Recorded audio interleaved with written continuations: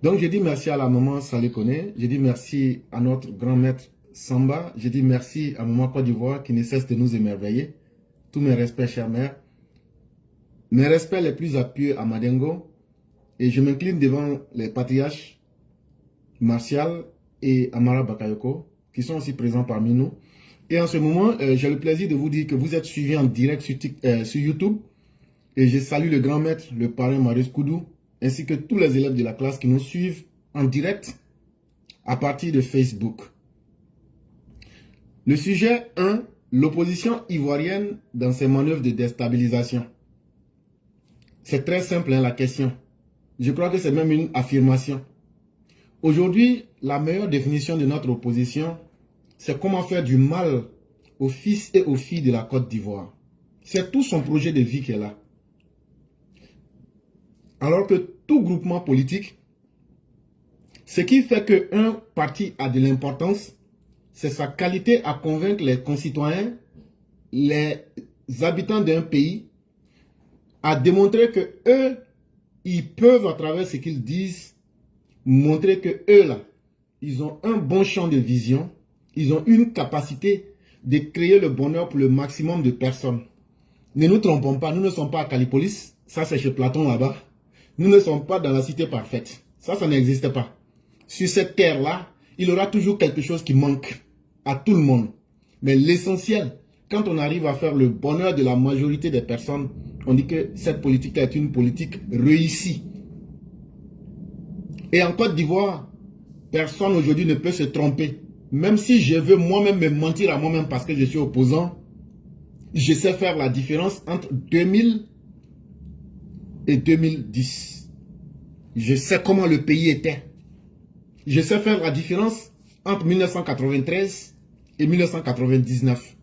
Je sais bien faire la différence entre 1960 et 1993.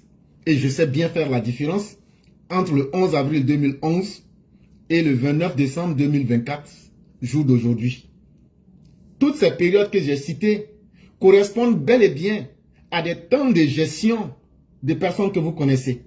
De 1960 à 1999, cette période correspond à la gestion de Félix Houphouët-Boigny. Vous prenez n'importe quel Ivoirien, vous leur posez la question suivante. Même ceux qui sont dans les tombes, ils vous diront, c'était un pays qui donnait envie de rêver. C'était un pays qui donnait de l'espoir. C'était un pays où les gens étaient des frères, des sœurs, et où la Côte d'Ivoire était véritablement la patrie. Une patrie pour l'humanité et une patrie de l'hospitalité. Mais lorsqu'on en vient en 1993, après le décès de Félix Houphouët-Boigny, jusqu'en 1999, la Côte d'Ivoire devient un pays clanisé. La Côte d'Ivoire n'a plus d'idéal. La Côte d'Ivoire, à travers ses dirigeants, n'a plus d'objectif. Ne fait plus rêver les Ivoiriens. Les dirigeants sont devenus des corrompus, des bandits à la tête de l'État, qui sont même prêts à prendre les prébendes de l'armée, qui sont prêts à arracher aux militaires leurs petites soldes qu'ils gagnent. Et donc, des dirigeants qui peuvent arracher aux plus pauvres pour se satisfaire eux-mêmes ne peuvent pas être des dirigeants qui peuvent penser au bien commun. Et ça, c'était le régime de M. Bédier ainsi que de M. Tidjane Thiam. De 2000 à 2010, jusqu'au 11 avril 2011 pour être précis, c'est la gestion calamiteuse de Laurent Gbagbo qui nous fait sortir du système mondial en transformant la Côte d'Ivoire en un État paria, en un État parasitaire, en un État que personne n'aimerait avoir affaire à. Un État infréquentable, un État dans lequel c'était l'immoralité, c'était surtout l'endoctrinement et c'était surtout l'abêtissement du peuple. On rendait le peuple bête. Et plus on était bête et on acceptait de se faire miliciser, de prendre des armes pour détruire des vies, on devenait donc important dans cette société-là. Voilà le projet de société que Laurent Gbagbo nous a donné. Je vous fais l'économie des violences. Le charnier de Yopougon, le charnier de Guy Tronzon, le charnier de Monokozoé, les bombardements sur la population civile d'Abobo et les différents meurtres. Je vous en épargne. Jean-Hélène en sait quelque chose. C'était ça leur projet de société. Comment détruire les vies. C'est dans ce chaos monumental qu'un homme appelé Alassane Dramane Ouattara, après avoir gagné les élections, au deuxième tour, Laurent Gbagbo s'accroche à ce pouvoir-là, lui fait perdre inutilement du temps. Mais le président Ouattara, avec l'appui du monde qu'il a pu convaincre de la justesse des élections et surtout de sa capacité à être un leader cohérent, il prend le pouvoir. Un pays qui n'a pas connu de développement de 1993 jusqu'en 2011. Tout le monde peut faire l'arithmétique ici en comptant. De 1993 jusqu'en 2011, pratiquement 19 à 20 ans de retard et d'inaction. On a mis les Ivoiriens dans pratiquement 20 ans en leur disant « Vous n'avez pas d'espoir ». Et nous, les dirigeants, nous n'allons pas vous offrir cet espoir. Mais on va vous offrir le désespoir pour que vous vous questionnez pour dire « Mais en ce moment donc, même le simple fait d'être en paix sera une denrée que vous allez rechercher. » Les dirigeants comme Laurent Gbagbo, comme Soro Guillaume et bien d'autres ont fait subir l'humiliation à la Côte d'Ivoire. La Côte d'Ivoire était devenue demandeuse de paix. Et tout le monde, n'importe qui, a parlé de la Côte d'Ivoire. Parce que quand tu permets à n'importe qui de parler dans ton affaire, tu ne peux être que n'importe qui. Et la Côte d'Ivoire était devenue donc un État n'importe quoi. C'est dans ce contexte qu'à partir du 11 avril 2011, le président Ouattara prend le pays. Il nous fait sortir de cette sale situation de pays infréquentable, pays pauvre très endetté, pays avec deux armées, pays désorganisé politiquement, moralement, spirituellement. Il remet le pays au diapason. Et aujourd'hui, il y a des gens comme les Tidiane Thiam qui avaient fui le pays depuis 23 ans. Au lieu d'avoir la modestie d'être reconnaissant pour dire « J'ai fauté » parce que comment on appelle la confession, ça c'est chez les chrétiens. Chez les musulmans, on parlera de Al-Tawba. Mais c'est la même chose. Être capable de se confesser là, c'est être capable de se dire à soi-même la vérité. Avant Dieu et avant les hommes. Une personne là, c'est ce que le président Barack Obama nous disait une fois. On était à une séance de remise des diplômes. Il nous disait ceci, et les jeunes gens retenaient ceci. Ce qui va faire votre importance là, c'est d'être capable de vous dire à vous-même la vérité. Quelles que soient les circonstances. C'est à partir de là que vous allez toujours apprendre quelque chose. Et donc, le président Ouattara vient avec un langage qui est clair, cohérent, mais simple.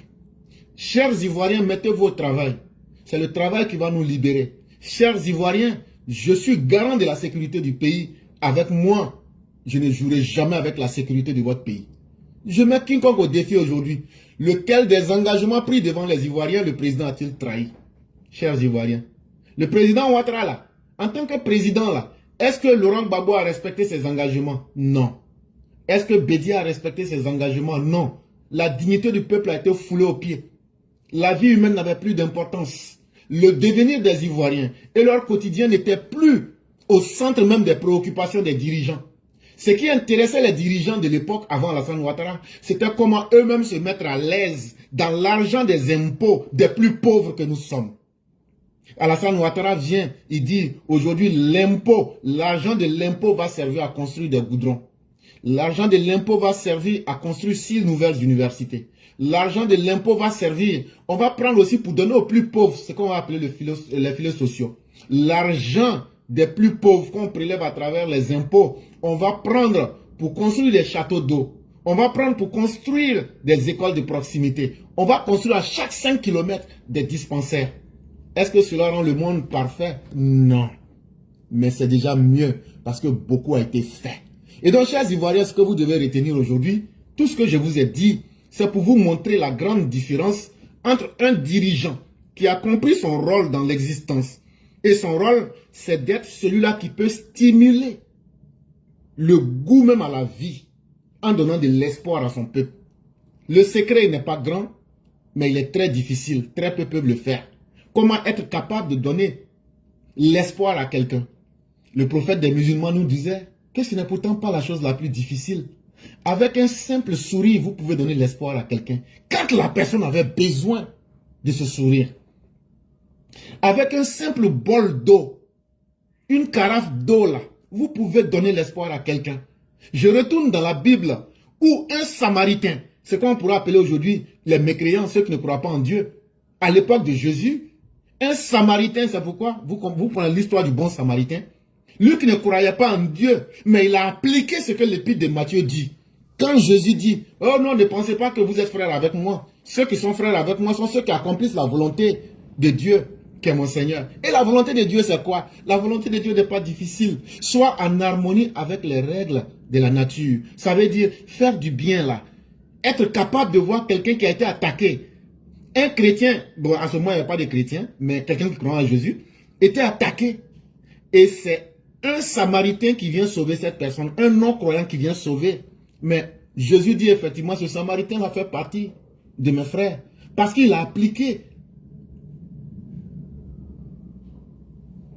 le principe divin qu'un homme normal là doit avoir de la compassion, doit avoir de la pitié. Mais Dieu, à travers nos dirigeants, que sont Bédier, Henri Konan Bédier, et même je dirais Guy Robert, ce sont des gens sans compassion. Et aujourd'hui, c'est ce même modèle d'individu qui est en train de renaître.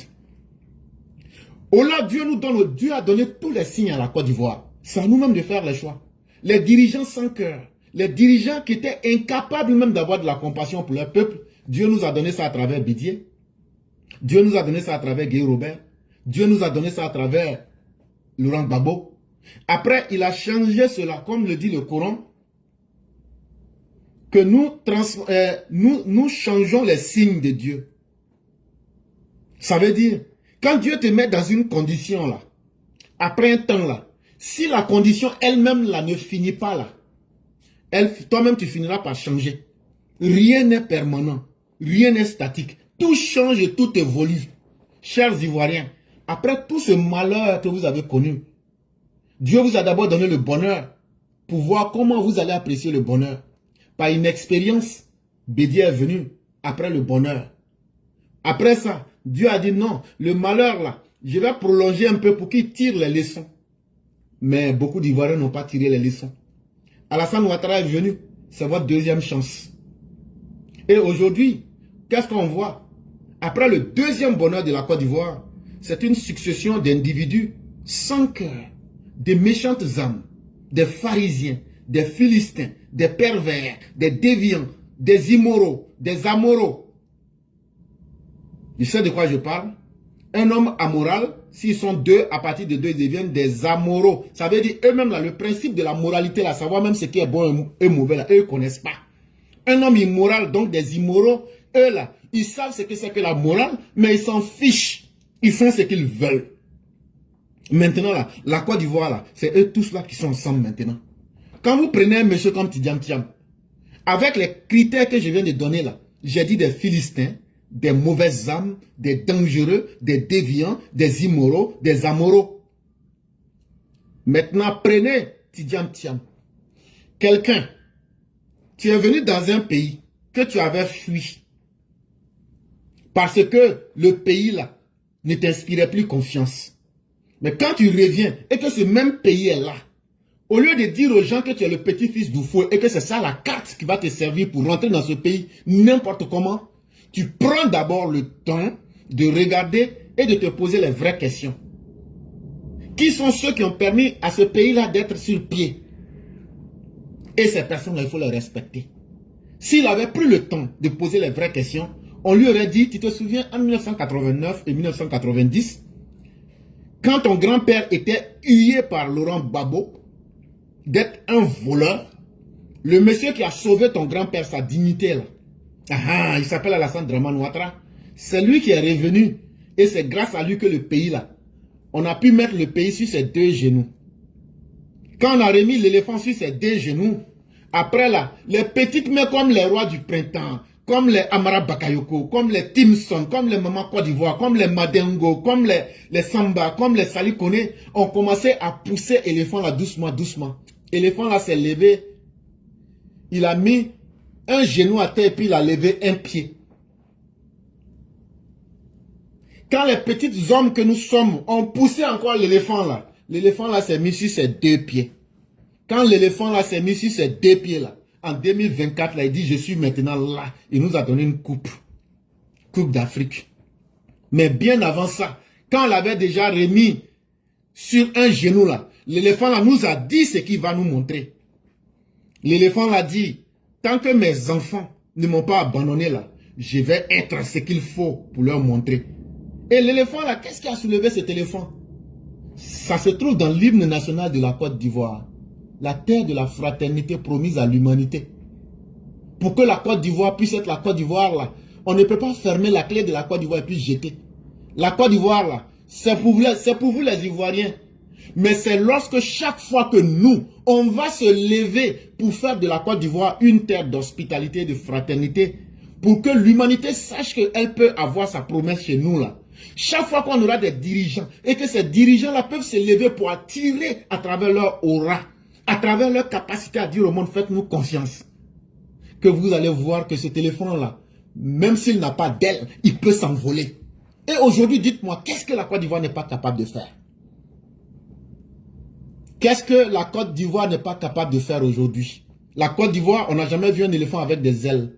Mais la Côte d'Ivoire aujourd'hui est membre non permanent du Conseil de sécurité. La Côte d'Ivoire est aujourd'hui un État respecté. La Côte d'Ivoire est aujourd'hui un État qui est consulté dans les grandes questions mondiales. La Côte d'Ivoire aujourd'hui, à sa tête, un dirigeant, ce qu'il dit, il le fait. Quand il a dit aux Blancs, si vous ne voulez pas payer notre cacao, ce n'est pas grave, on trouvera d'autres personnes. Mais il s'entend avec les Ghanéens. Le prix qu'on n'a jamais vu du cacao, 1500 en Côte d'Ivoire, ce prix-là, il l'obtient après qu'on l'ait menacé de ne pas payer son cacao. Ça s'appelle un dirigeant qui a de la suite dans les idées. C'est aujourd'hui cette opportunité que nous avons. Chers Ivoiriens,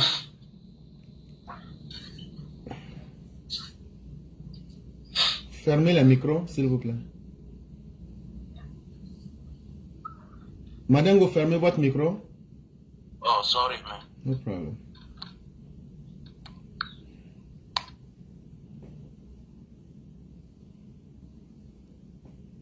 Et donc aujourd'hui, beaucoup d'Ivoiriens pensent que le monde a débuté à partir de 2000. Et ceux que vous voyez actifs aujourd'hui étaient des gamins. Ils ont été donc endoctrinés, lobotomisés, avec des idées. Et ils n'ont jamais pu expérimenter la réalité. Et aujourd'hui, malheureusement pour eux, un être humain, quand tu ne te souviens plus de ton malheur, tu as toujours la capacité de minimiser le bien. Et c'est ça qui arrive à la majorité des Ivoiriens aujourd'hui. Ils se disent, non, ce qu'Alassane Ouattara a fait là, tout le monde pouvait faire. Tout le monde ne pouvait pas faire. Parce que tout le monde a passé avant lui, mais tout le monde n'a pas pu. Si je parle simplement, c'est un défi que nous lançons à tout le monde. Tout le monde, ça veut dire Babo, ça veut dire Bédier, ça veut dire Chakadjan, lui qui est là. Mais qu'est-ce qu'on constate aujourd'hui? Tous ceux-là ont passé avant Alassane Ouattara et ils ont échoué. Les projets qu'ils disent là, ah c'était là, oui c'était là, mais pourquoi vous n'avez pas fait aussi? Puisque l'État est une continuité. Aujourd'hui, le débat devrait être, qu'est-ce que vous avez fait pour qu'on puisse dire, voilà ce qu'Alassane Ouattara a fait. Mais quand on fait le bilan là, c'est que vous n'avez rien fait et Alassane Ouattara lui seul a tout fait. De la manière que Gbagbo a laissé le pays là, le 11 avril 2011, qui parmi vous pouvait prendre ce pays là et le transformer en ce qu'il est aujourd'hui? Personne. Mais vous vous êtes transformés en des pervers, en des déviants, en des immoraux, en des amoureux. Aujourd'hui, c'est vous qui partez prendre l'ennemi pour venir faire pleurer la veuve et l'orphelin. Non seulement vous êtes méchants, non seulement vous vivez sur les impôts et les taxes qui sont prélevés aux Ivoiriens, vous dites cela n'est pas suffisant, il faut qu'on ait les caisses publiques en main. Tant que nous, on n'a pas les caisses de l'État en main, on ne va jamais permettre aux Ivoiriens de vivre en paix. L'Ivoirien qui est dans son champ de cacao à Issia ne vivra pas en paix. L'Ivoirien qui est dans son champ de coton à Minignan ne va pas vivre en paix. L'Ivoirien qui est dans son champ d'Ignam à Bouna, on ne va pas lui donner l'occasion de vivre en paix. Parce que nous, l'excès que nous on demande là, nous on ne demande pas à bien vivre, mais on demande même là à prendre le contrôle des caisses de l'État. Si on n'a pas ça, ce que vous nous donnez pour nous nourrir dans les rentes viagères, ce que vous nous avez donné parce qu'on vous a volé, vous le peuple, ça ne suffira pas. Si vous voulez, on peut vous dire la vérité. Tous ceux qui se promènent aujourd'hui en Côte d'Ivoire en tant que politiciens, c'est l'argent volé. Surtout des opposants. Vous les opposants là, c'est sur l'argent volé de l'État des Ivoiriens que vous vivez. Dans un État sérieux, on aurait fait l'audit de vos fonds et on vous aurait arraché tous ces biens-là. Mais non, votre méchanceté est allée à un niveau sans limite. Aujourd'hui, vous prenez l'argent, les caisses de l'État. L'État vous finance vos différents partis politiques. Vous prenez cet argent-là pour aller demander à Ibrahim Kaka, à Assimi et à Tiani de venir attaquer la Côte d'Ivoire. Chers Ivoiriens, voilà le projet des opposants. L'argent qu'on leur donne là, quand ils demandent qu'on n'a qu'à les financer là, quand on les finance là, ils mettent l'argent des impôts des Ivoiriens ensemble et puis ils disent maintenant, ça fait combien? On n'a qu'à prendre 5 milliards dedans, on n'a qu'à prendre 10 milliards, on n'a qu'à prendre 15 milliards dedans. On va financer les djihadistes, on va financer les Burkinabés pour qu'ils viennent faire coup d'État en Côte d'Ivoire. Là, quand c'est comme ça, ceux qui ont payé les impôts là, on va leur faire plus de mal. Parce que nous, on vous a demandé quelque chose. C'est qu'il faut que nous, on contrôle les caisses de l'État. Pour eux, c'est ça la gestion du pays. Eux veulent bien vivre. Mais pour bien vivre là, il faut que eux vous rendent malheureux. Eux pensent que eux là, ils n'ont pas de devoir pour travailler. Les opposants ivoiriens que vous voyez là, quand vous leur demandez, non, je suis le petit-fils d'Oufoué. Ah non, non, non, moi je suis le fils de Gbagbo. Ah non, non, non, moi je suis la fille d'Onien. C'est eux tous ont le même langage. Comme si leur filiation là, c'est un projet de société. Comme si leur filiation là, ça va faire que tout le travail que la Côte d'Ivoire devrait faire pour évoluer là, comme si tout le travail est fait. Hé, les Ivoiriens, il y a beaucoup encore à faire. Hein. Le monde là, ça évolue toujours. Tant qu'on n'a pas des dirigeants qui veulent ajouter quelque chose à ce qui est là, ce ne sont pas des bons dirigeants. Le monde là, hier là, autant de Foué là, peut-être on était 5 millions. Autant de Bédion, on était 10 millions. Autant de Babo, on était peut-être 20 millions. Autant d'Alassane, on est aujourd'hui 30 millions. On va augmenter à 40 millions. Si on se limite à ce qu'on voit aujourd'hui là, demain là, les mêmes malheurs vont revenir encore. Dans ces dirigeants là, demandez-leur, il y a qui a dit, voilà ce que moi j'ai décidé de faire pour les Ivoiriens. Aucun, parce qu'ils n'ont pas réfléchi à ça. Et comme ils n'ont pas de projet, leur véritable projet, c'est comment déstabiliser la Côte d'Ivoire. Déstabiliser un pays, comment mettre le pays à terre et puis tout le monde va marcher dessus. Aujourd'hui, quand vous les entendez parler de dialogue national, ils veulent transformer la Côte d'Ivoire en foutoir pour que la Côte d'Ivoire devienne mendiante de la paix à travers le monde. Et nous, les gens du RDR, RHDP, nous on dit non. Nous, les vrais Ivoiriens, qui avons des villages, parce que ça, c'est une très grande différence qu'il faut signaler. C'est très important. Là où tu as ton village, là, et puis comme maman Côte d'Ivoire aime le dire, là où ton cordon ombilical est là, tu n'es pas prêt à négocier n'importe comment. Nous, les vrais Ivoiriens, qui avons un village, ou bien 2 villages, parce que maman peut avoir un village, mon papa peut avoir un village, et puis qui avons notre cordon ombilical en Côte d'Ivoire, là. Nous, on ne peut pas regarder ce que les gens veulent faire là. Les politiciens de l'opposition actuellement veulent faire à la Côte d'Ivoire. Et puis nous dire comment on est aux États-Unis, comment on est en France, comment on est en Italie, comment on va se taire pour regarder. Ce serait l'acte le plus lâche. C'est ce qui fait que chaque jour on sort ici pour venir vous conseiller de faire beaucoup attention. Les gens dangereux à la tête de l'État, on en a connu. Gbagbo Laurent. Les gens dangereux, on en a connu. Tidjam Thiam. Aujourd'hui, ce monsieur pousse toutes les limites même de la perversité. Quand on ne dit pas qu'il a un compagnon, ça veut dire qu'il a un autre garçon qui est son mari. C'est une bonne, qu'il refuse de payer le salaire. On le retrouve dans des histoires où il a détruit des vies ici en Amérique. Tout le monde sait comment le travail est dur. Il a pris des économies des gens qu'il a fait disparaître.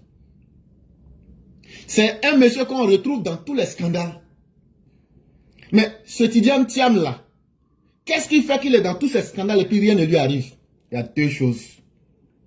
Sa nationalité française, et puis il est lié à un groupe qui est lié au grand banditisme. C'est tout. Et aujourd'hui, ce monsieur, mis face à la pression, ils ont détruit plus de 32 milliards dans le monde.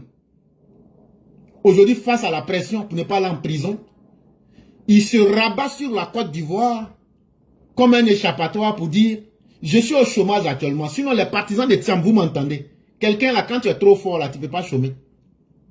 Quand tu es trop fort là, si tu as trop chômé là, c'est 1 mois. Mais votre Tidjam Thiam là, depuis quand est-ce qu'il est chômeur? Ça doit vous demander s'il était fort là, si les gens ne l'appelaient pas là, lui-même là. Un produit qui est bon là, ça se vend de bouche à oreille. Ceux qui ont eu le malheur de se prêter à son jeu, allaient demander aux Gabonais. Il leur a donné des mauvais conseils. Et aujourd'hui, les Gabonais se sont retrouvés. 80% de leur PIB a été hypothéqué. Grâce au conseil de Tidjam Thiam. Allez demander aux Rwandais, le fonds de souveraineté du Rwanda là, quel a été le résultat? Eux, ils l'ont vite chassé. Il était au Crédit Suisse. Plus de 32 milliards de francs CFA. Au moment où la banque ne fonctionne plus, au moment où la banque ne réalise plus de bénéfices, eux, ils mentent aux gens, ils falsifient les chiffres et puis ils se donnent des bonus. Mais cette banque-là va tomber. Quand il était à Prudential, il prend des mauvaises décisions. Il a fait donner une amende de 30 milliards de francs CFA. Partout où Tidjam Thiam est passé, ce sont des échecs qu'il a alignés. Est-ce que c'est un homme qui a aligné les échecs là? Qu'est-ce qui vous donne la garantie que c'est en Côte d'Ivoire va réussir?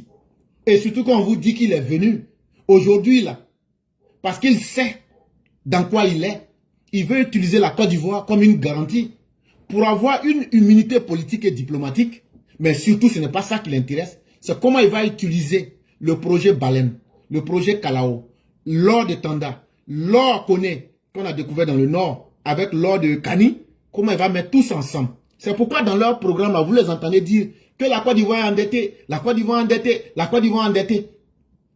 Mais oh, ceux qui donnent l'argent disent qu'eux sont très satisfaits de la Côte d'Ivoire parce que la Côte d'Ivoire n'a jamais manqué un paiement et que même si la Côte d'Ivoire veut, eux peuvent donner. Le président Ouattara lui-même ne se plaint pas. Et les Ivoiriens ne se plaignent pas. Parce que l'argent qui est pris là. Mais posez aussi la question où l'argent la rentre. Si vous êtes des vrais opposants là, crédit qui est pris là, dites aux Ivoiriens, mais votre crédit qui est pris là-haut. Et puis ça nous fait peur, nous les opposants là. L'argent là va ouf. On va vous dire que c'est rentré dans route. On va vous dire que c'est rentré dans l'augmentation des salaires. On va vous dire que c'est allé dans filets sociaux. On va vous dire que c'est allé dans 6 universités. On va vous dire que c'est allé dans 608 collèges et lycées de proximité. On va vous dire que c'est allé dans plusieurs hôpitaux. On va vous dire que c'est allé dans les châteaux d'eau. On va vous dire que c'est allé dans les goudrons qu'on a construits. On va vous dire que même en 2025 là, on va ajouter 2090 km de goudron encore nouveaux. On va vous dire que c'est rentré dans l'amélioration de la santé, de sorte qu'aujourd'hui, la Côte d'Ivoire est le seul pays en Afrique de l'Ouest qui possède la médecine nucléaire. Nous avons, en tant que pays africain, le centre le plus puissant de radiochimie et de traitement des cancers aujourd'hui. Ça, c'est en Côte d'Ivoire. Aujourd'hui, là, ceux qui avaient les problèmes avec les reins, là, qu'on appelle la dialyse, là, aujourd'hui, là, quand le président Ouattara prenait le pouvoir, on avait 7, mais aujourd'hui, là, on en a plus de 15. Voilà où l'argent crédit, quand on prend, là, voilà où ça rentre. L'argent de crédit qu'on a pris là, si vous voyez que les Burkinabés avec les Maliens et puis les gens de l'AES là, sont là, ils tournent et puis ils hésitent pour venir attaquer là. Ce n'est pas parce qu'ils ne veulent pas, hein, mais c'est parce que quand ils vont se renseigner là, le Global Firepower leur dit, faites attention à la Côte d'Ivoire. Les armements qu'ils ont payés chez les Russes, les armements qu'ils ont payés chez les Chinois, les armements qu'ils ont payés chez les Américains, les armements qu'ils ont payés avec les Français, font de ce pays-là la 98e armée du monde. Font de ce pays-là la deuxième armée de la CEDEAO. Et font de ce pays-là la première armée en Afrique subsaharienne francophone. Ils disent, avant d'attaquer ton ennemi là, il faut d'abord savoir les armes qu'il a. Et ce n'est pas anodin quand on dit que la Côte d'Ivoire, sur toutes les armées du monde, est 98e. Ça veut dire que ceux qui ont vendu des armes à la Côte d'Ivoire connaissent les capacités de la Côte d'Ivoire. Et être une armée, c'est sa capacité de se défendre, mais aussi sa capacité de destruction sur l'ennemi. C'est ça aujourd'hui qui fait peur aux autres. Ils ont essayé ça le 27 mars 2004. Ça ne s'est pas bien passé. Ils ont essayé par plusieurs méthodes. Même en fin décembre et novembre, ils ont essayé. La Côte d'Ivoire aujourd'hui n'est pas un petit pays. La Côte d'Ivoire aujourd'hui a les moyens d'avoir les renseignements au-delà même de ses frontières. La Côte d'Ivoire aujourd'hui a les meilleurs partenariats militaires au monde. Et je le dis, la meilleure sécurité encore, c'est quand ils transforment tout le monde en amis. Aujourd'hui, là, grâce à la politique d'ouverture du président, à sa diplomatie complexe, mais très efficace, et surtout à sa capacité de bien comprendre le monde, venez me dire qu'aujourd'hui, tout ce que la Côte d'Ivoire a comme investissement étranger à l'intérieur de la Côte d'Ivoire, ça veut dire, les gens qui ont eu confiance à la Côte d'Ivoire pour venir s'installer là, vous pensez que ces grosses sociétés-là vont venir s'installer, et puis 2 ans, mais 3 ans après, comme les opposants ne sont pas contents, leur plan économique là, ça a échoué? Non. Il est aussi de leur responsabilité d'aider les Ivoiriens à être protégés. On vient de me couper. Et donc, vous qui êtes sur TikTok, vous attendez. Pardon, sur YouTube, vous attendez. Voilà. Les gens ne mettaient pas les cœurs, donc ça a été coupé.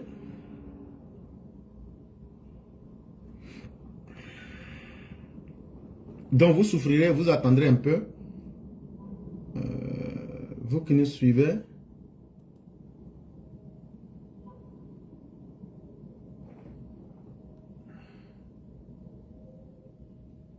Voilà, le direct a été simplement coupé, c'est tout. Le direct a été simplement coupé. Et donc, je vais m'arrêter là. Je ne serai plus sur TikTok. Je vais donc continuer ici sur YouTube. Voilà, ceux qui auront la chance, voilà, peut-être qu'ils pourront suivre après. Et donc, je vais continuer. Comme pour vous dire que ce pays-là est devenu aujourd'hui un pays sérieux. Et donc, ça sera à vous, les Ivoiriens. Ça sera à vous, les Africains, d'être capables de faire confiance en ce pays-là. Et surtout avec, comme je le dis, la meilleure protection, c'est la capacité de protéger le pays avec plusieurs mains. Aujourd'hui, tous ces investisseurs qui sont venus en Côte d'Ivoire ont intérêt à ce que la Côte d'Ivoire reste en paix. Et ça, ce n'est pas à négliger. Et ça, il faut de l'intelligence politique, il faut de la maestria politique, il faut même être un homme d'État. Et le deuxième sujet que vous évoquiez, c'était les pays de l'AES et les accusations farfelues, notamment du Niger, et la réponse à eux administrée par la Côte d'Ivoire. Mais ce qui trompe beaucoup de personnes, ce n'est pas simplement la Côte d'Ivoire qui a donné une réponse. Et ça, il faut pouvoir le dire déjà. Mais bien avant, je dirais que c'est devenu une habitude. Ça n'étonne plus personne de voir des États voyous dirigés par des brigands, dirigés par des djihadistes, aujourd'hui vouloir se donner des airs comme s'ils étaient importants. Bon, quand la Côte d'Ivoire va aller attaquer le Niger là-haut, c'est pour aller prendre quoi là-bas qui nous intéresse? Parce qu'à la fin de la journée, à cette question-là qu'il faut bien se poser, on ne s'attaque pas à quelqu'un qui est plus misérable que nous. Pour retirer quoi? Mais quand on rate le fondamental de l'intelligence, on copie bêtement les choses. Voilà un homme qui se dit général, Abdraman Tiani, mais qui a 2 dents pourries. Quand il parle là, regardez bien sa bouche, il a 2 dents là, c'est pourri. Ça veut dire que c'est un homme sale. Ça veut dire que c'est quelqu'un là, sa bouche sent. Ça veut dire qu'il n'a même pas la capacité de prendre une brosse et de pouvoir faire l'hygiène buccale. Ça là aussi là, ça vient accuser. Mais Dieu merci. Si c'était la première fois, on aurait dit oui, bon, on va penser, bon, voilà. Mais c'est devenu une rhétorique. C'est devenu une habitude. Chaque fois que ces États défaillants là échouent et qui n'ont rien à proposer à quiconque, ils vont venir dire, bon, voilà, c'est pas... c'est la Côte d'Ivoire, c'est la Côte d'Ivoire. Et donc, ce qu'on aura retenu, moi, je ne rentre pas dans ce qui a été dit. Moi, je fais l'analyse froide de la situation. Et puis maintenant, je laisse chacun réfléchir. Si c'était la première fois, on en a vu avec Ibrahim Kaka, on en a vu avec Assimi. Ça veut dire quoi? Ça veut dire que la Côte d'Ivoire est un État qui fait peur. Ça veut dire qu'en réalité, les 3 États défaillants de l'AES ont aujourd'hui peur de la Côte d'Ivoire. Ça veut dire quoi? Ça veut dire que notre armée, qui parle très peu, est une armée qui inquiète au-delà de ses frontières. Mais en réalité, Tiani, Ibrahim et Assimi ont compris que le temps n'est plus en leur faveur, que le temps n'est plus leur meilleur ami, que leur peuple veut se soulever et que très bientôt s'annoncent leurs différentes chutes. Ça, ils le savent. Et comme c'est devenu la méthode la plus moins chère, il faut toujours trouver des tentatives désespérées de détourner l'attention de leur propre population face aux différents échecs lamentables et criards de leur propre régime. Et c'est simple. Tous ces régimes du Sahel, là, quand vous les prenez là, demandez à leur population qu'est-ce qu'ils ont pu faire en bien. Rien. Qu'est-ce qu'ils ont pu faire de concret? Rien. Qu'est-ce qu'ils ont pu ajouter à ce qui était là? Rien. Tout s'est constamment dégradé. Et donc, c'est le cri de désespoir d'être détourné de l'attention qu'il devra accorder au peuple. Ce sont les cris d'un individu qui est face à l'échec de son propre régime. C'est la première analyse qu'on en fait. Et donc, comme disait le communiqué de l'armée ivoirienne, voilà des gens qui portent des graves accusations sans fondement et dépourvus de tout début de preuve. Cette phrase est très importante, comme pour dire qu'on a affaire à des gens qui ne sont pas du tout sérieux. On a affaire à des gens qui ne sont absolument pas du tout sérieux. Et donc, quand tu n'es pas sérieux, tu deviens donc la risée de tout le monde. Et les États de l'AES aujourd'hui, surtout si je prends les accusations absurdes, mal fondées et sans preuve de Tiani. Tantôt c'est la Côte d'Ivoire qui est accusée, c'est le Bénin qui est accusé, c'est la France qui est accusée, c'est le Nigeria qui est accusé, c'est la CEDEAO qui est accusée. Mais finalement, si vous êtes aussi important que cela, concentrez-vous sur vous-même. Si tous ces pays-là peuvent oublier qu'eux-mêmes ont des objectifs à atteindre, et que c'est vous, un pays désertique, enclavé, l'un des pays les plus misérables au monde, qu'ils vont aller attaquer là. Mais c'est que vous êtes important. Mais concentrez sur vous-même et montrez à la face du monde que vous valez quelque chose. Mais que non. En réalité, ces personnes-là, en ne comprenant pas que leur posture frise carrément le ridicule, sont devenus la risée de tout le monde. Eux-mêmes dans leur propre pays et sur les réseaux sociaux, quand vous voyez même les réponses des uns et des autres, vous comprendrez aisément qu'aujourd'hui, là, plus personne ne leur prête attention. Et c'est ça qui aussi leur fait très mal. Si je prends par exemple la réponse de la Côte d'Ivoire, dans un communiqué qui a été produit le 28 décembre 2024, le général Lassana Doumbia, il a été très direct dans ses propos, mais en même temps, si vous lisez sous un autre aspect, ça a été un propos méprisant pour dire, si tu es garçon et un vrai général comme moi là, moi dans mon pays là, moi Lassana Doumbia là, je maintiens la paix, je maintiens la stabilité dans mon pays. Mais je t'invite à aller faire la même chose dans ton pays. Il n'y a pas une honte qui peut dépasser ça. C'était dans le discours là. Il n'y a pas une honte qui peut dépasser ça. C'est comme un père de famille qui n'arrive pas à nourrir sa famille et puis lui il veut donner leçon aux autres. Et puis on lui dit, toi là, il faut aller être capable d'abord de nourrir ta famille avant de venir t'asseoir parmi nous. Donc là, ça a été du tic au tac pour lui dire, tu n'es rien, Tiani. Et tu es un vaurien pour ajouter. Puisque c'est moi ton ami, général Lassana Doumbia, qui doit te dire ce que tu dois faire dans ton pays. Il faut aller stabiliser ton pays comme de la manière que moi, Lassana Doumbia, j'ai stabilisé mon pays. Et donc, c'est une réponse qui est très directe mais très méprisante. Et donc, on n'aura même pas eu besoin que les autorités ivoiriennes se mettent dans ça. Non, non, non, non, non. Les autorités ivoiriennes ont été légalement élues. Et donc, ne peuvent pas se mettre au même titre que des putschistes, des bandits, des brigands, des braqueurs, pour leur donner l'importance qu'ils n'auront jamais. La déclaration du chef d'état-major a non seulement balayé les accusations, mais c'était aussi un défi qui leur a été lancé. Si vous êtes garçon là, apportez les preuves. Il dit, mais vous n'aurez même pas un début de preuve. Ça veut dire, vous êtes dans simplement la fanfaronnade. Mais vous ne pourrez pas anticiper les événements. Les choses se passeront comme elles se passeront. Les coups d'état qui vous font peur là, alors que c'est ce que vous avez fait là. Si le peuple ne vous a pas chassé, c'est par un coup d'état aussi que vous allez quitter vos pays. Voilà aujourd'hui toute la réalité qui vous inquiète. Au lieu de vous concentrer sur vos problèmes, vous accusez inutilement les autres. Ça, c'était la réponse de la Côte d'Ivoire. Le Nigeria aussi avait été accusé. Ils ont dit que le Nigeria a payé 100 drones qui vont donner aux rebelles nigériens pour attaquer le Niger. Maintenant, il faut dire que ironie du sort, c'est très bien fait pour le Nigeria. Tinubu, c'est très bien fait pour toi. Toi qui as joué au poule mouillé là, voilà aujourd'hui les conséquences de ton inaction. Si on avait frappé ces malheureux djihadistes et putschistes pour les enlever, on n'en serait pas là aujourd'hui. Donc, ce que tu as sémé là, tu as récolté. Le copinage que tu voulais faire pour être aimé là, ça va se retourner contre toi en plein visage. Et ça, je dis que c'est très bien fait. Et c'est pourquoi ce n'est même pas quelqu'un d'important aussi qui a répondu.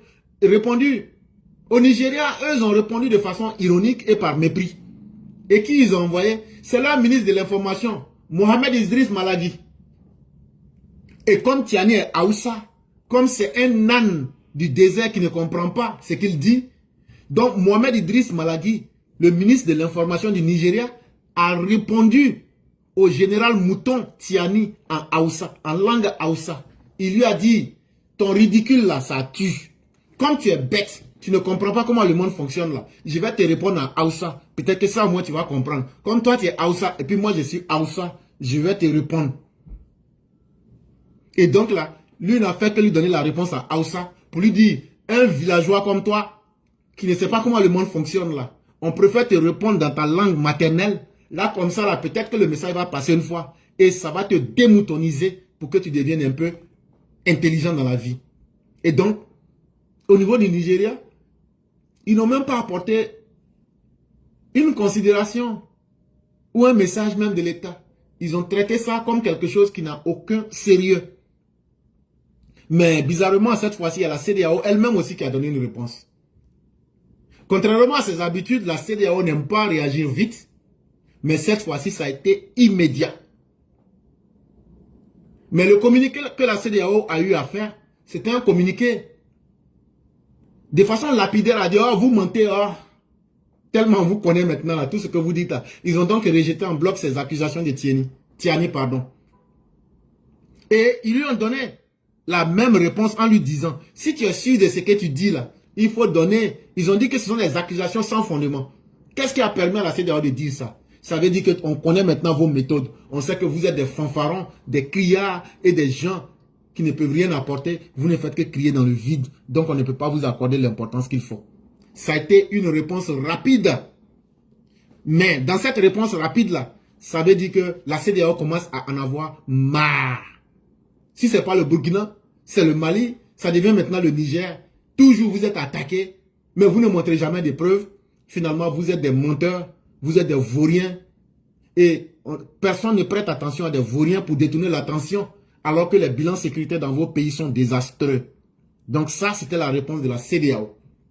Maintenant, il y avait le Bénin et la France aussi qui étaient accusés. Mais bon, comme vous le savez, hein, la France n'est même plus là-bas. Bon, le Bénin, tous les deux derniers pays, eux n'ont même pas trouvé important même de répondre. Eux, ils ont dit que face à un imbécile, là, il faut le contraster avec le silence. Voilà un soi-disant général qui est dans ses passions. Parce que les passions ici, ça vient du mot pathos. Ça veut dire ce qui vous contrôle, ce qui vous domine. Voilà aujourd'hui quelqu'un qui est dominé aujourd'hui par sa peur. Et sa peur lui crée des ennemis imaginaires. Et aujourd'hui, il veut utiliser ça comme une vérité. Donc s'il est dans ses affabulations, dans ses hallucinations, ces pays que sont le Bénin et la France ont trouvé que c'est par un mépris à travers le silence qu'il faut renforcer l'image d'un général isolé, incapable de rallier un soutien international crédible. Donc ils lui ont dit non, c'est pas à travers nous la France que nous on va te répondre pour te donner l'importance que tu veux. Tu t'es isolé, tu vas assumer seul. Mais ce qui a été aussi intéressant pour ceux qui ont regardé la sortie de Tiani sur la télévision nationale du Niger, vous aurez vu que Tiani a prononcé la France, le mot France. Il a fait référence à la France 92 fois. Dans un seul discours, 92 fois. Waouh! Ça veut dire quoi? Ça veut dire que Tiani est marqué par son obsession manifeste pour la France.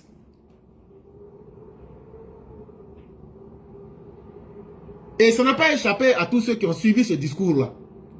Jusqu'à lui-même, ses partisans même étaient gênés. On peut avoir peur de quelqu'un comme ça. Mais en même temps, on peut aimer la personne comme ça. En réalité, il est dans une fixation. Et il a atteint un niveau d'embarras qui rend son discours contre-productif. Ça veut dire ce discours-là. Lui-même, il donne les éléments pour prouver aux gens que c'est un discours qui est faux. C'est un discours qui montre plutôt sa peur. C'est un discours qui a été totalement contre-productif. Les objectifs qu'il voulait atteindre là, il n'a pas pu. La réalité, pendant qu'eux sont en train de multiplier les accusations là, ceux qui vont aller vous attaquer, si c'était vrai là-haut, ils vont vous attaquer pour avoir quoi? Pour prendre un État qui est défaillant. Un État dont la situation sécuritaire s'est constamment dégradée. On va prendre un État aujourd'hui qui est complètement dézingué. En tout cas, la réalité que vous voulez ou que vous ne voulez pas, la triste réalité, c'est qu'aujourd'hui, là, le bilan sécuritaire au Niger est très triste. Et chaque jour qui passe, on ne fait qu'aller de dégâts en dégâts dans tous les pays de l'AES. Toi, Tiani, tu as dit que tu étais venu pour pouvoir protéger le pays. Mais tu as échoué aujourd'hui à maintenir et à contenir la menace des djihadistes. De sorte qu'aujourd'hui, chaque jour que Dieu fait, c'est toi-même qui prends de l'argent pour aller corrompre les djihadistes, pour leur demander pardon. Alors que ceux qui étaient là avant toi, chaque semaine, toi, on te donnait 10 millions comme argent de poche. Tu as été non seulement incapable de protéger le pays, mais aujourd'hui, c'est toi qui prends l'argent des Nigériens pour payer les djihadistes.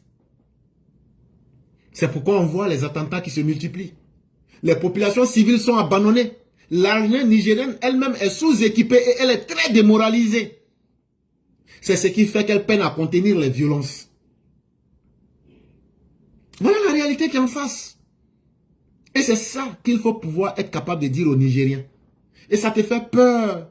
Tu ne sais plus à quel saint te vouer. Et tu te dis, qu'est-ce que je vais faire? Donc il faut accuser. Même si tu accuses 1000 fois, ça ne va pas résoudre le problème du Niger. Ça ne va pas résoudre le problème du Mali. Ça ne va pas résoudre le problème du Burkina Faso. Vous serez frappé durement par des coups d'État. Vous serez frappé par des soulèvements populaires. Et vous serez frappé par des attaques simultanées mais multiples des djihadistes qui vont dézinguer et mettre vos pays totalement en lambeaux. C'est aussi cette vérité-là qu'il faut qu'on vous dise ici.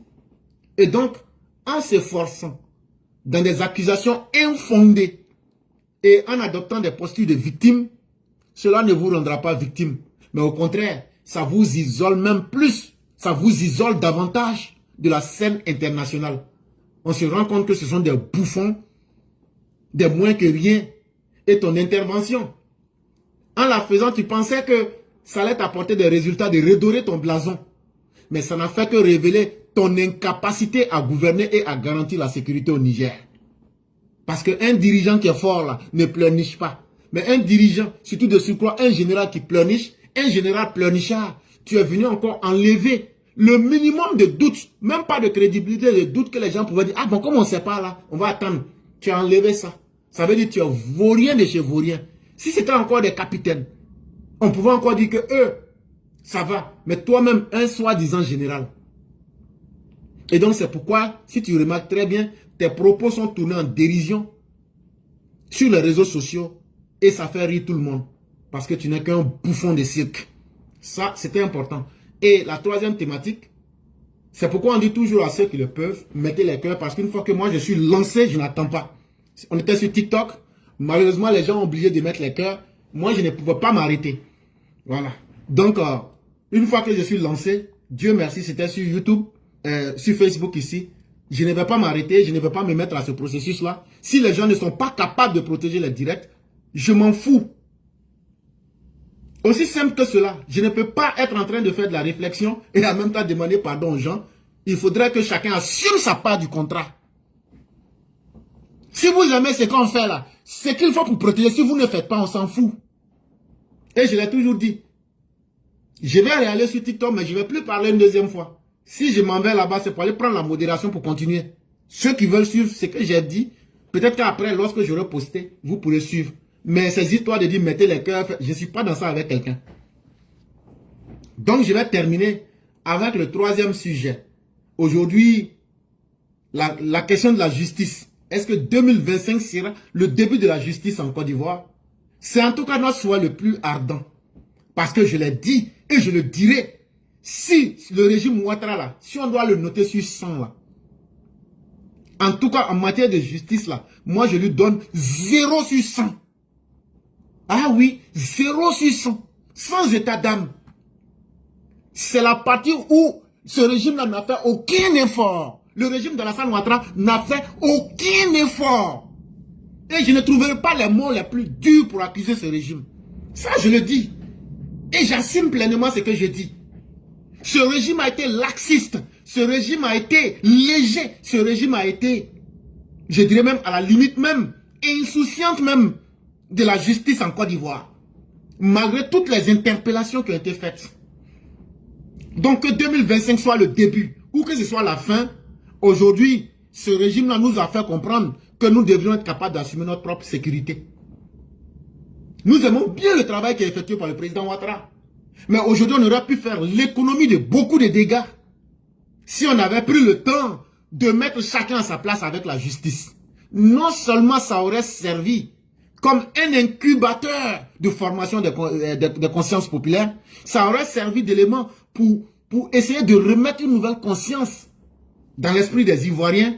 Aujourd'hui, il y a beaucoup de déviations et d'excès qu'on voit, même dans la classe politique. On n'en aurait pas eu aujourd'hui à parler de cela. Mais c'est parce que le régime ne s'est pas assumé. Le régime n'a pas pris la justice comme une priorité. Le régime s'est amusé avec la justice. Aujourd'hui, les criminels viennent s'arrêter pour dire, voilà ce que nous exigeons. Les criminels viennent s'arrêter aujourd'hui pour dire, voilà ce que la Côte d'Ivoire doit être. Voilà ce dont on doit être là aujourd'hui. Sinon, pour vous, de vous à moi, est-ce que c'est normal que des Blé Goudé, des Soro Guillaume viennent s'arrêter aujourd'hui pour dire qu'eux vont aller à une compétition avec le président Ouattara? Ça a été un échec du régime. Si on avait respecté et on avait enlevé les a priori et qu'on avait traité tous les citoyens au même titre, Laurent Gbagbo serait en prison, Blé Goudé serait en prison et bien d'autres seraient en prison aujourd'hui. Et seraient en train de se questionner sur les mauvaises actions qu'ils ont fait aux Ivoiriens. Mais à force de jouer avec cette justice-là, voilà qu'aujourd'hui nous en sommes au point où il faut être dans le perpétuel recommencement. Si l'État de Côte d'Ivoire peut reprendre la justice comme un pilier fondamental pour essayer de remettre les Ivoiriens en confiance, comme nous le disons, il n'est jamais trop tard pour bien faire. Mais le État a été déjà accusé et ça va coûter beaucoup cher à la Côte d'Ivoire. Et c'est pourquoi, malheureusement, si nous n'appliquons pas la justice, 2025 risque de ressembler à 2020. Mais il y a des signaux aussi qui sont là. Je ne sais pas si c'est peut-être pour essayer de faire peur à l'opposition, ou bien si c'est véritablement une prise de conscience. Mais en tout cas, on a vu bizarrement 3 individus qui ont participé à des actes de terrorisme, de complot contre l'autorité de la Côte d'Ivoire pendant les présidentielles 2020. Ces personnes ont été condamnées. Il s'agit de Marius Moran, il s'agit de Ngoran Kofi Vincent et de Koné Benoît. En tout cas, ils ont été condamnés à 10 ans de prison. Il y a aussi Traoré de Soro Guillaume avec Kafando qui cherchait à ce qu'on puisse les libérer. La justice a dit non. Mais est-ce que c'est suffisant? Non. Parce que le mal qui a été fait aux Ivoiriens est plus grand qu'aujourd'hui ce que nous voyons. Est-ce que ce n'est pas circonstanciel? Pour donner peut-être un message aux opposants. Si c'est dans cette optique-là, ce n'est vraiment pas utile. Parce qu'aujourd'hui, en Côte d'Ivoire, à travers le régime d'Alassane Ouattara, tout porte à croire que ceux qui ont respecté la loi sont aujourd'hui ceux-là même qui font pitié dans la République. C'est à croire que quand tu respectes la loi, c'est toi le marginal. C'est ceux qui violent la loi qui viennent aujourd'hui moraliser ceux qui sont des citoyens respectés de la loi. Et ça, on le voit à travers le comportement des politiciens. Et c'est pourquoi on peut accuser des individus propres qui ne veulent faire que leur travail, comme le président de la CEI. Vous voyez des brigands comme les Damana Picasse, des voyous comme Blé Goudé, Soro Guillaume et Laurent Gbagbo et l'opposition, les accuser de n'importe quoi et de rien. C'est parce que on n'a pas enseigné dans les mentalités collectives le respect de la justice, la capacité de pouvoir faire respecter chacun selon le choix qu'il a fait dans la société. Quand tu commets un acte mauvais, délictueux, tu te retrouves devant les tribunaux et tu finis ta vie à pourrir en prison, ou bien tu assumes les responsabilités. On a joué avec ça pendant plus de 14 ans. Et les conséquences, qu'on le veuille ou pas, seront en face de nous. Et donc, si nous ne nous assumons pas pour faire de la justice et quitter dans le sentimentalisme, tout ce travail qu'on a fait là, c'est un travail qui sera détruit. C'est un travail là qui va passer inaperçu dans l'histoire. Parce qu'on n'aura pas formé les mentalités, on n'aura pas forgé les caractères qu'il fallait dans une société. Et donc, on ne peut pas faire de la sélection des priorités. La justice n'est pas moins importante que le développement. La justice n'est pas moins importante que l'enrichissement des populations. La justice n'est pas moins importante qu'aujourd'hui tout le bon travail qui a été fait. Tout est important. Il fallait seulement aller avec tout à la fois. Mais le régime du docteur Ouattara a raté, comme si la justice n'était pas une priorité. Et ça, ce n'est pas moi qui le dis, même les opposants le disent. Et si Dieu merci, ils prennent conscience qu'en 2025, ils vont faire la justice, ça sera mieux. Et tant mieux. Ça sera une nouvelle porte d'ouverture.